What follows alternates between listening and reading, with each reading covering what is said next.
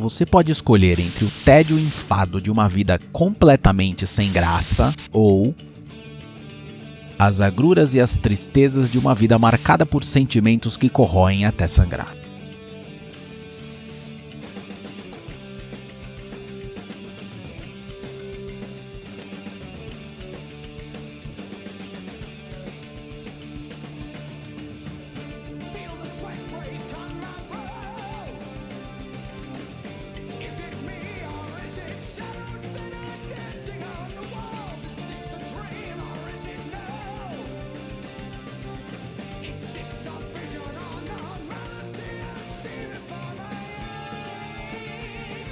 Retomando aqui o nosso raciocínio para a terceira e última parte do banquete do Platão, e só para recapitular assim as últimas duas partes que nós vimos, né? Na primeira nós passamos aí pelos interlocutores do Sócrates, que trazem visões realistas e sensíveis sobre o amor, mas que o Platão vai dizer que são extremamente subjetivas, isto é, não é que não existe o sacrifício pelo amado, não é que não existe o amor terreno e a loucura pelos corpos, não é que não existe o amor como harmonia, e não é que não existe a busca da alma gêmea, ou que não existe o veneno do arqueiro que entranha a sua corrente sanguínea.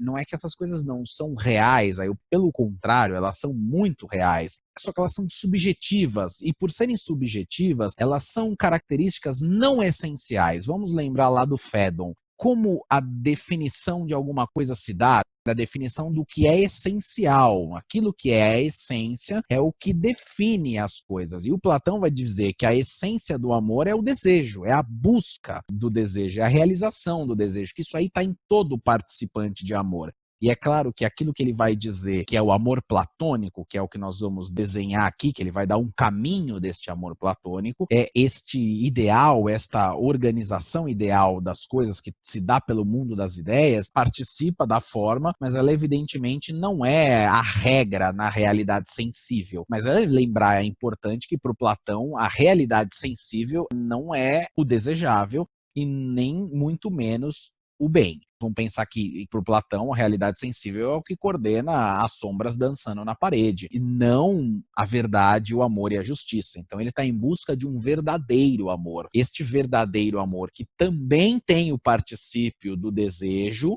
porque todos têm, ele não necessariamente será, para todos os homens, o impulso de, por exemplo, se jogar na frente de um trem e empurrar uma criança que estava para ser atropelada, e essa criança é seu objeto de amor, é o seu filho, ou vingar a morte de alguém, ou se jogar na frente de uma bala ou de um caminhão. Isso não vai ser assim para todo mundo. Como também não vai ser para todo mundo uma disposição a correr atrás de qualquer corpo que se diz ou que se enxerga como sexualmente atrativo, né? Eu vou me atraindo por esses corpos e eu vou ficando com todos eles, e eu vou mergulhando na lascívia, e assim, isso pode acontecer, mas também é subjetivo. Como também é subjetivo as outras questões, né? Por exemplo, todo mundo que sentiu amor em algum momento da vida, sentiu essa maldita flechada no coração que espalha o veneno pela sua corrente? Nem todos. Talvez alguns tenham sentido essa sensação, talvez outros não saibam nem do que estamos falando. Mas é fato do que o Platão está trazendo, de que o desejo, e sobretudo um desejo que se guia numa coisa que não está neste mundo, é um particípio do amor enquanto essência. A essência do amor está basicamente atrelada a isso.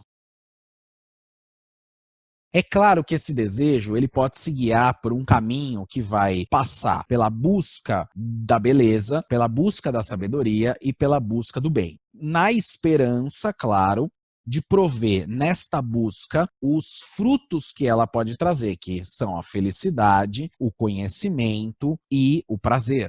Toda essa questão, para o Platão, ela é muito importante de ser pensada junta. Eu não amo verdadeiramente se eu não buscar a realização destas três coisas ao mesmo tempo. Se eu parar só na beleza, eu ainda não amo verdadeiramente. Se eu parar só no conhecimento, eu ainda não amo verdadeiramente. Eu preciso ter beleza, conhecimento e bem, Ou seja, eu preciso ser participante do ato de amar enquanto busca da beleza, enquanto busca do conhecimento e sabedoria e enquanto busca do bem e da felicidade.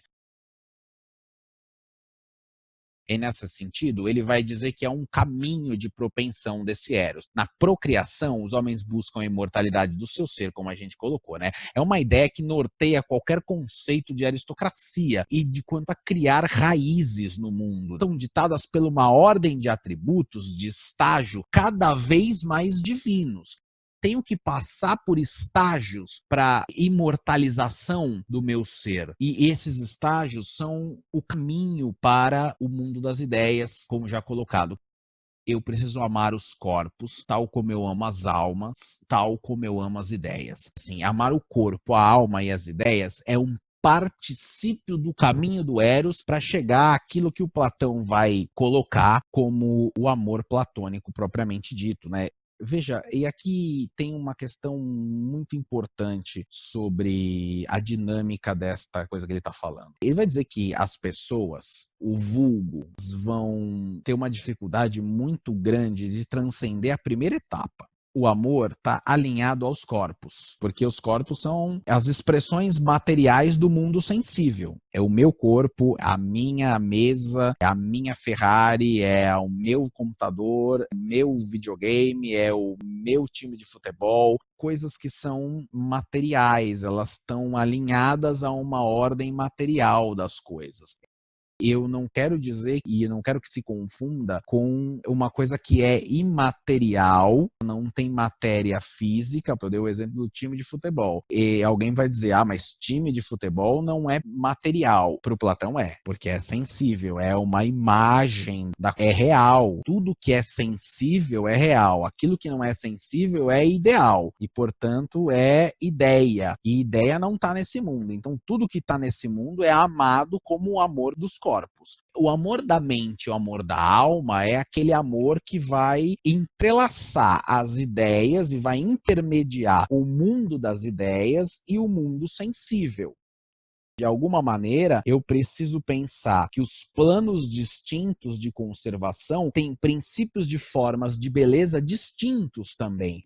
Porque tanto mais vulgares serão os homens, menos eles conseguirão ver a beleza contida no plano distinto que eles estão. Isto é, quanto mais comum, simples e ignorante for um elemento, um indivíduo, mais voltado à matéria, ao corpo e à vulgaridade do amor, ele também será. Vamos pensar isso em termos práticos, em termos de uma relação prática, por exemplo, uma relação prática erótica, o rapaz que se apaixona pela moça, que ama a moça e partindo ali do caminho básico do amor, desde os interlocutores até a realização, como Platão vai chamar.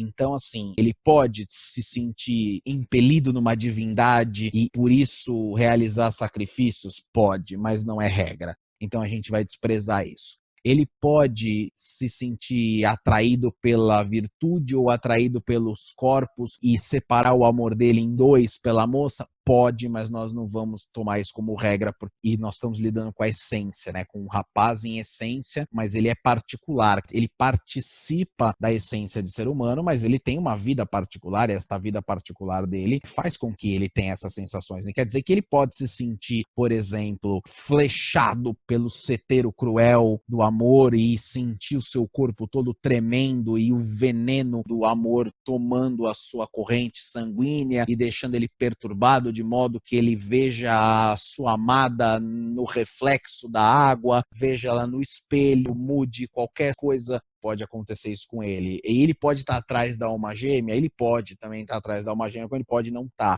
Que para o Platão essas coisas são contingências, e o que significa que elas não definem o amor por si, mas existe uma coisa que neste caso vai definir o amor dele pela garota, e é o fato de que ele a deseja e ele não tem.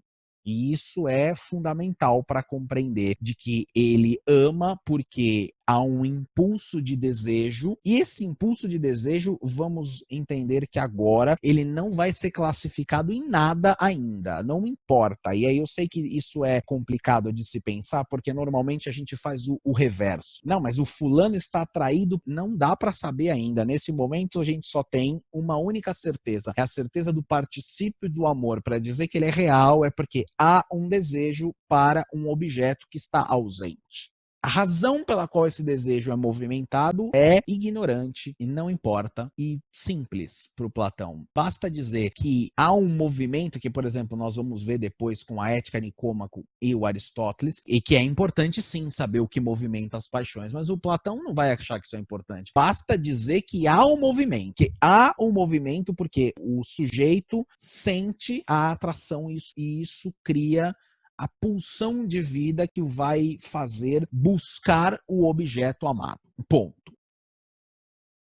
A segunda coisa é, nesse caminho do Eros, e aí nós chegamos a essa questão do corpo, da alma e da ideia, nós vamos classificar o nosso sujeito. Se ele é vulgar, se ele é simples, se ele é mais erudito, se ele é mais consciente, se ele ama de verdade, se ele é só um trouxa, e assim sucessivamente. Platão vai dizer que é aí que a gente separa os meninos dos homens. Nesse momento em que nós vamos pensar em que a busca do amor é a busca do belo, a busca da sabedoria e a busca do bem, ele não pode estar longe do seu desejo por isso.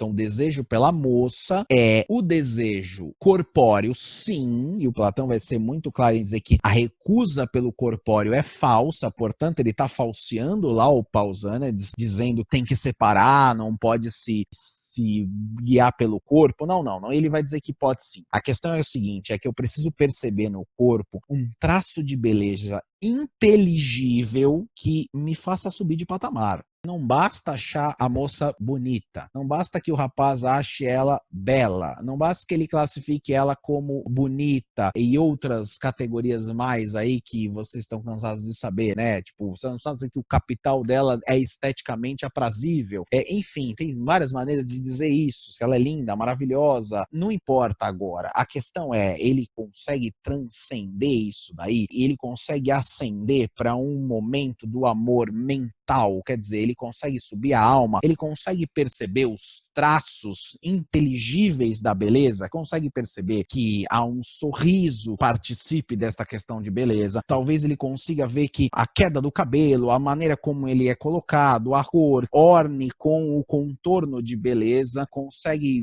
verificar se o brilho dos olhos e o formato que eles adquirem participam deste movimento de beleza e que vai transformar esta questão numa questão além, não é só sensível, mas passa a ser inteligível de alguma maneira. Eu não amo só o corpo e eu não acho vazio, eu não sinto só uma atração do ponto de vista erótico, sexual, que movimenta tesão e, portanto, me excita a buscar a cópula e realizar o coito e ponto final, porque toda troca de fluido oral, por fim, a cópula carnal e acabou. Será que o nosso rapaz aqui do exemplo, será que ele consegue transcender a questão da interação carnal? Será que isso é o suficiente? Por que o Platão está preocupado com isso daí? Porque o corpo apodrece. E aí, o que a gente vai fazer, né? É a casca, né? Vamos lembrar de volta ao Fédon. A casca que aprisiona a alma e que enche o saco e que não é tão legal assim, participa da beleza, ou participa, tem coisas legais, desperta ali um movimento de paixões, te deixa legal, mas assim, também vai sofrer a degeneração do tempo. Esse amor, ele vai morrer com o tempo, e se ele vai morrer com o tempo, ele não é verdadeiro. O sorriso vai se manter, além da que as feições e as linhas de expressões mudem. O ordenamento das coisas e como você vai passar de um estágio para outro, ele precisa ser transcendido de modo a compreender que, por exemplo, a outra pessoa, o objeto amado, ele não é só casca vazia. Existe, por exemplo, por trás dele alma. além de, então, de perceber os traços inteligíveis, né, que esses que eu citei aqui, né, com o cabelo que orna, os olhos maravilhosos, contorno da boca, uma silhueta perfeita, todas essas coisas, existe uma passagem disso, que é um meio termo entre a vulgaridade sexual, esses sentimentos que nascem dessas pequenas coisas, mas que devem participar de uma interação da beleza, né? O que eu tenho a oferecer além do impulso sexual que norteia todos os animais. Como nós somos animais de um tipo específico e animais de um tipo diferente, a gente não pode ficar aí se norteando por essa questão corpórea. Vamos lembrar que o Platão, por exemplo, vai ser um crítico do corpo e vai comparar a nossa vida na diferença dos animais. Aí a gente precisa lembrar, por exemplo, de que qualquer Discovery Channel, qualquer Net Geo que você deixa lá passando, mostra lá hienas copulando com a tia, com a irmã, com a avó, porque o que importa é você estar no cio, você vai lá e pumba, não tem mais papo nisso, não tem outra coisa, não tem escolha. E não tem princípio de verificar beleza, de conhecimento, de bem. Eu preciso buscar no corpo alguma coisa que me faz princípio de beleza, eu preciso buscar alguma coisa que me dá conhecimento e alguma coisa que me traz algum bem. Eu não posso só virar e falar em impulso sexual. Quando eu vejo o sorriso da moça, quando eu vejo a maneira com que ela olha, como eu vejo o modo como ela prende o cabelo, como eu vejo o jeito que ela se veste, estas coisas que são frutos da escolha da outra parte do amado fazem parte da segunda dimensão, que é a dimensão da alma. E aí eu consigo transcender para conseguir captar certas características que são fundamentais àquela alma em particular. Ela é muito determinada, ela é muito inteligente, ela é muito esperta. Assim, veja, características que são fundamentais e que eu também posso sentir amor por elas, coisa que nesse segundo estágio animais nenhum, além dos racionais, animal nenhum consegue. Eu não consigo verificar essas admirações e que a gente tem vergonha ou receio, porque a sociedade moderna condena isso, a gente fala, eu amo isso, porque eu amo isso em você. Porque você é assim, e porque isto me atrai, e porque isto me dá pulsão de vida. Porque quando eu vejo a inteligência, porque quando eu vejo a obrigação, quando eu vejo a responsabilidade, quando eu vejo o empenho, quando eu converso, quando eu entro no assim, é possível que isso também busque um certo grau de beleza, de sabedoria e de bem. Mas não pode parar por aí. É preciso transcender e a chegar ao último ponto, né, o mundo da ideia, ou a ideia da pessoa, ou o que define ela como um todo, aquilo que ela conhece, aquilo que ela tem, aquilo que ela é, aquilo que faz dela única. E aqui tem um princípio perigosíssimo que o Platão vai trazer, de que é possível pensar que tudo isso que caracteriza uma pessoa é fundamentalmente objeto do seu amor, do mesmo jeito que aquele impulso de desejo sexual é igual. A questão é como você conseguiu conduzir este amor. E por isso ele vai dizer que tanto mais vulgares são os homens, quanto menos eles conseguem ver a beleza, porque é preciso depurar o gosto pela beleza, por exemplo, a partir da arte. Homens e mulheres que não conseguem verificar a beleza, geralmente têm um gosto estético duvidoso, e esse gosto estético duvidoso passa por princípios de socialização, que, por exemplo, no Diálogo das Leis, o Platão vai criticar a música, o teatro e as esculturas, porque ele vai dizer que uma sociedade que tem um gosto musical, por exemplo, duvidoso, vai formar homens que não têm noção estética e não conseguem produzir amor de verdade, porque eles não conseguem ver a beleza nas coisas. Eles só se prendem aos corpos e os corpos são cascas ocas e vazias. E recapitulando o nosso amigo do exemplo, ele que se apaixonou pela moça, ele não pode se limitar, se ele quiser ter um amor verdadeiro, ao impulso sexual que coordena a união dos corpos, ainda que seja, por exemplo, no nosso mundo moderno, o que é meio absurdo de se pensar para qualquer teórico dessa área, que o impulso sexual leva o cara à balada e ele vai lá e beija 19 moças. Por exemplo, essa é uma contradição entre termos, porque do ponto de vista do impulso sexual, do desejo vazio pela casca, esse processo teria que se consumar, então ele teria que ir até o final. A cópula é o final da coisa, para agir como um animal. Para agir como um homem perdido, ele também deveria, pelo menos, manter essa relação de forma superficial. Esta que eu citei, ela não cumpre nem a animalesca, nem a vulgar. Platão acharia ela de um absurdo ímpar, surreal de alienação em que a sociedade se meteu. Ao mesmo tempo que ele veria que uma sociedade que vulgariza, por exemplo, a mulher ou que cria desigualdade do ponto de vista do amor e sexual, nesse sentido, que o Platão é um grande defensor da igualdade, né, entre homens e mulheres na Grécia, porque ele está vivendo numa sociedade que não tem isso, e ele vai dizer que isso é surreal e absurdo, porque não consegue ver os particípios de beleza que são fundamentais numa sociedade.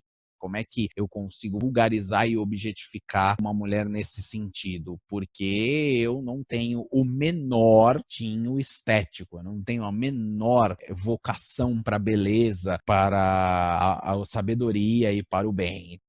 Então, assim, recapitulando o nosso amigo, como ele é um homem virtuoso, ele não vai se prender aos impulsos sexuais, ele precisa aí começar o caminho do Eros, porque o caminho do Eros passa pelo corpo, em perceber traços de beleza que são inteligíveis das coisas, esses traços são importantes, né? Eu dei até alguns exemplos aqui, né? Aleatórios, né? Vamos pensar aí na queda e a formato do cabelo que orna, os olhos que são a janela da alma, a boca que representa um formato de harmonia do rosto e a forma com que anda, é o jeito que fala, essas coisas que transcendem a mera organização do corpo, têm traços da personalidade da alma neste corpo e, portanto, elas conseguem fazer essa transição de beleza, mas também buscar essa beleza no sentido de características que são inatas ou que são aprendidas, né, como a inteligência, a esperteza, a perspicácia, a competência, o senso de dever, a responsabilidade, a força, a perseverança. Então, eu passo a amar as características que também me criam atração. Estou dando características que nós encaramos como boas, tá? Mas nós vamos ver no próximo momento que o Platão vai dizer que eu preciso também amar, e é imprescindível que isso ocorra, as características ditas como más também. O fato de que eu preciso aceitar e também aprender a lidar e tolerar e amar aquilo que não cria mal, mas que é considerado como uma característica distante da qualidade, também é importante. É claro que, por exemplo, quando você fala de ideias, você não tem essa situação. Ideias presumem uma certa perfeição, né, do ser, ainda que ele seja o ser como ser, né? Então, para isso, esse é o caminho que o Eros vai chegar até o que nós vamos chamar de amor platônico, né? O amor platônico, que é o amor pelo equilíbrio ao ideal. Corpo, a alma, a ideia. Eu preciso amar a tudo isso, eu preciso perceber que há beleza, que há sabedoria e que há bem em todas essas instâncias. Porque assim, ele vai dizer que o amor ideal, ele é aquele que é controle, é moderação e ele se nutre por eles. Tem um ideal em vista. Uma coisa muito importante aqui, o ideal não é o seu ideal de gente, não é o seu ideal de pessoa e não é o que você acha que é ideal, porque, de novo, no platonismo não existe para si. Não é o que eu acho da mulher, não é o que eu acho da garota, não é o que eu quero. É a ideia que é real. E essa ideia passa por uma harmonia entre ordem, virtude e qualidade, mas também entre caos, desordens, vícios e defeitos. Eu preciso saber contextualizar que dentro da moça existe alguma coisa que a torna imperfeita, porque somos todos imperfeitos. E se eu não encontrei a imperfeição ainda, ou eu sou tolo, ou eu não procurei direito. De alguma maneira, agora a gente fica um pouco mais claro, porque ele vai dizer que é preciso amar a sabedoria, porque eu preciso saber discernir algumas coisas, que eu preciso saber separar o joio do trigo, porque eu preciso saber perceber que a outra parte, que o amado, que está do outro lado, que é objeto do meu desejo e que eu quero estar com ela e o que eu quero fazer é manter este amor, ele também tem, como eu, defeitos na matéria. E esses defeitos impedem a perfeição do amado. E aqui ele está falseando um idealismo lá do Pausanias tolo, né? Eu amo a ideia do fulano porque o fulano é assim, assim, assim. Aí daí o fulano vai lá e faz uma coisa que você não sabia que ele fazia. Aí você fala, meu Deus, fiquei surpreso. Beleza, acontece, né? Seres humanos estão aí para isso. Mas é imprescindível pensar que se ele fazia o que ele fez e você já sabia, ou se ele fazia o que ele fez e você não tinha nenhum conhecimento como um todo. Quer dizer, o amor seu que não buscou conhecimento, não buscou sabedoria e não buscou se inteirar do que faz parte daquele ser, também falha. Quer dizer, de alguma maneira, a inserção da sabedoria no amor é uma demonstração de que somos, enquanto seres humanos, necessariamente falhos. Quer dizer que o Platão ele vai recusar o amor passional.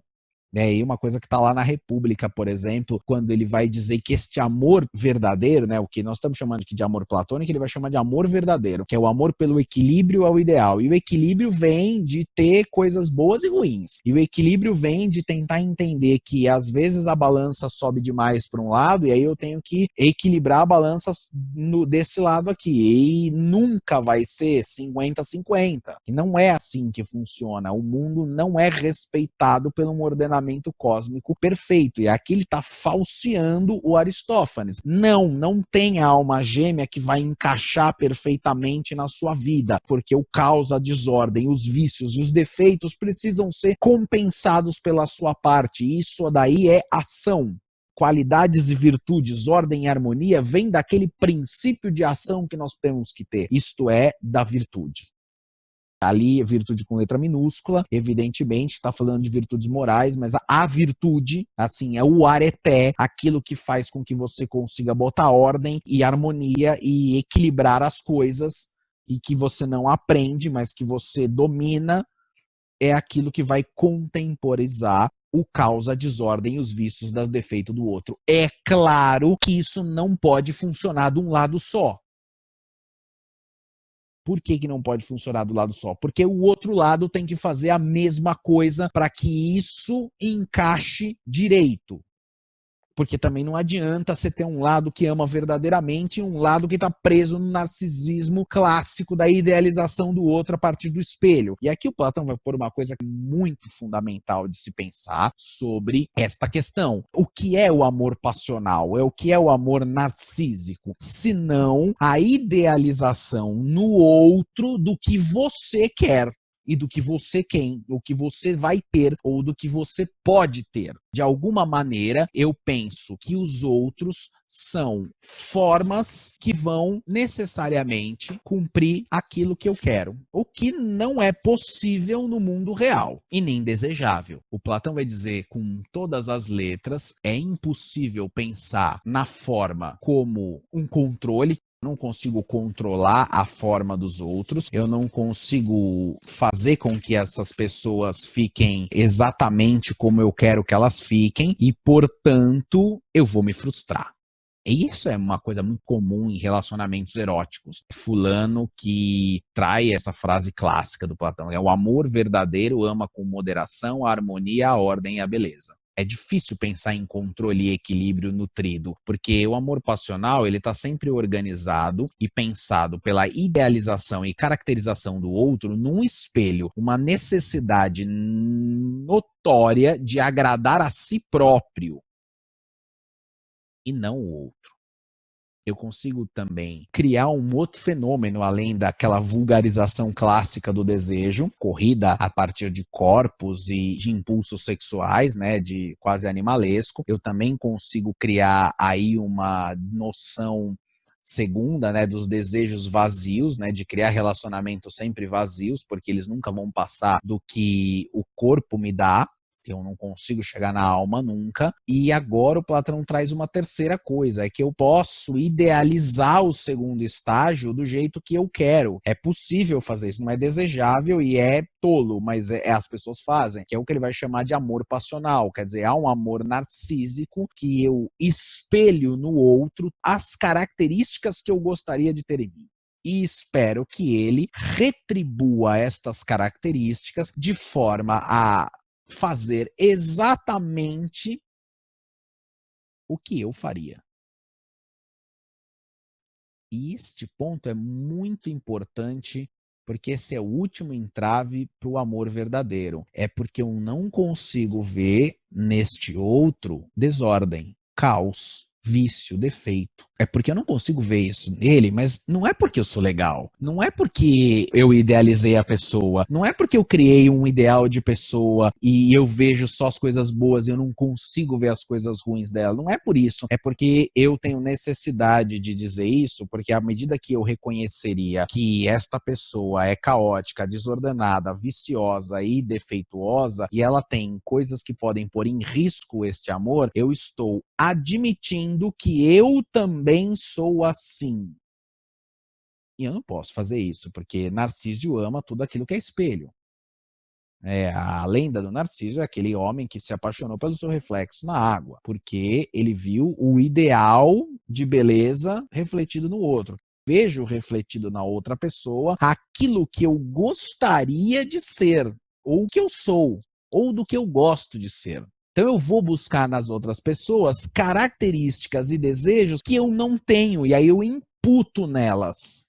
Daí eu quero que o outro seja o que eu sou e eu não consigo amá-lo pelo que ele é. O Eros não se realiza na plenitude verdadeira e na hora que ele chega na alma, eu crio uma alma fictícia, eu faço uma alma artificial, eu crio uma pessoa que não é real. E essa pessoa que não é real tem só vantagens e só virtudes porque eu sou assim. Daí eu não consigo perceber os defeitos dela, eu não consigo perceber e tentar contingenciar os vícios dela, a desordem que ela causa no mundo, a bagunça que ela representa, o caos que ela é, porque eu também não vou conseguir ver nenhuma harmonia, nenhuma ordem e, sobretudo, nenhuma virtude, porque eu não consigo ver um lado só das coisas. É impossível que você consiga pensar as características boas de alguém e não consiga ter chego nas características ruins, mas é muito provável que você queira alterá-las ou caia naquela tolice, né? Ah, não, mas isso aí eu vou mudar no fulano.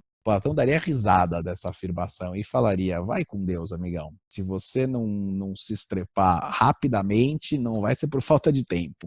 Então, encerrar essa questão do amor platônico é que ele é o amor ideal, porque ele é o amor ao equilíbrio, mas ele é amor a uma ideia e não amor a uma idealização, porque o amor à idealização é esse amor narcísico passional. Então, o amor platônico também é verdadeiro porque ele transcende a ideia de um amor aos corpos, de um amor à casca. E ele também é verdadeiro porque ele não se limita ao desejo e à busca daquilo que falta sempre. Então, assim, que forma aqui, né, já a primeira regra do Platão quanto a essa ideia de a verdade, o amor e a justiça. Então, assim, você tem o que é verdadeiro, o que é residente no mundo das ideias, aquilo que é essencial, é forma. Você tem o que é amor e agora nós precisamos encontrar o que é justiça.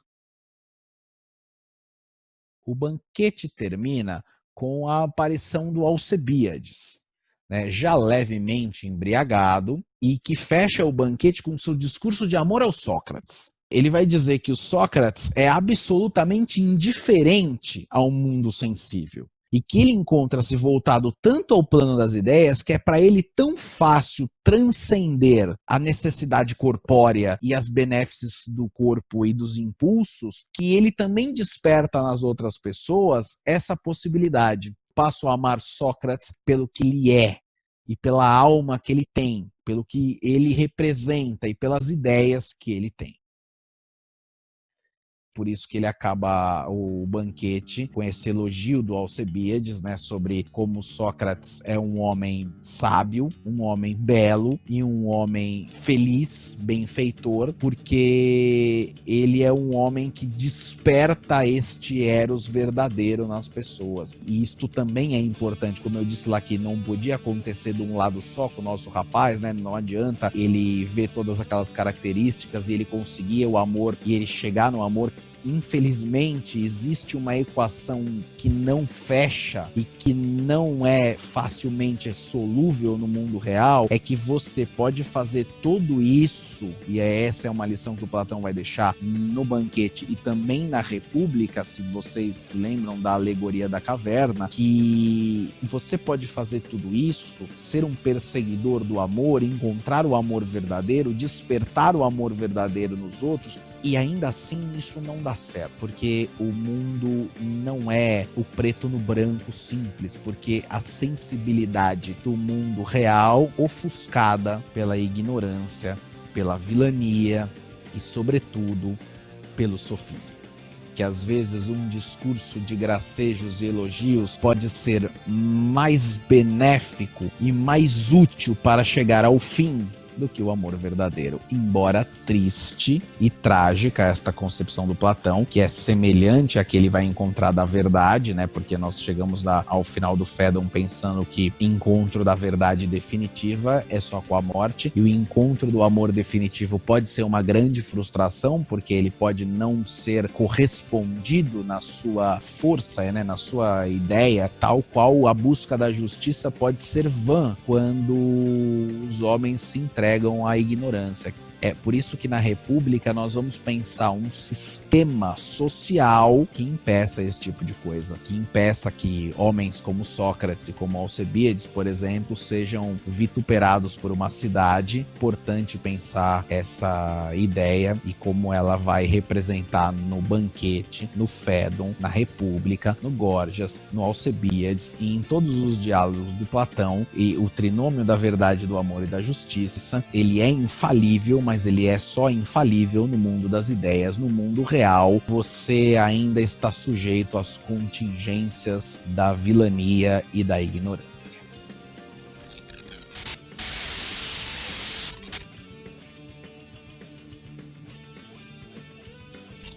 Encerramos mais um vídeo por aqui. Obrigado por assistir. Qualquer dúvida, postem nos comentários. Até a próxima.